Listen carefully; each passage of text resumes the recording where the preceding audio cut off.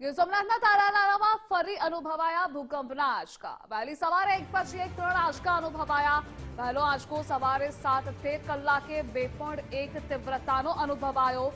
પહેલા ભૂકંપનું કેન્દ્ર બિંદુ તાલાલાથી 11 કિલોમીટર દૂર જણાયું। બીજો આંચકો 7:15 વાગ્યે 1.9 તીવ્રતાનો અનુભવાયો। ત્રીજા આંચકાનું કેન્દ્ર બિંદુ તાલાલાથી 12 કિલોમીટર દૂર છે, જ્યારે ત્રીજા આંચકાની તીવ્રતા 2.3ની નોંધાઈ છે।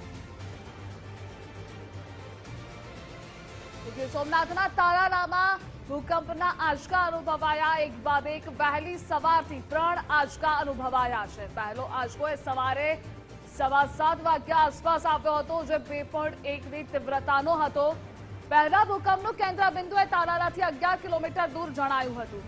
અને આ મુદ્દે સંવાદદાતા ચેતન જોડાયેલા છે। ચેતન, ગીર સોમનાથના તાલાલામાં વહેલી સવારથી એક બાદ એક ભૂકંપના આંચકા। વાત કરવામાં આવે તો તાલાળામાં અવારનવાર ભૂકંપના આંચકા આવતા હોય છે, ત્યારે આજે વહેલી સવારે 7:13 ધરાધ્રુજી હતી તાલાળાની, અને કેન્દ્ર બિંદુ તાલાળાથી 11 કિમી દૂર ઈસ્ટ નોર્થમાં હતું। બીજા આંચકાઓ પણ તાલાળાની અંદર અનુભવ્યા હતા, જેને 12 કિમી દૂર ઈસ્ટ નોર્થમાં તેનું કેન્દ્ર બિંદુ હતું। ત્રીજો આંચકો જે છે તે તાલાળાથી 12 કિમી દૂર કેન્દ્ર બિંદુ નોંધાયું હતું।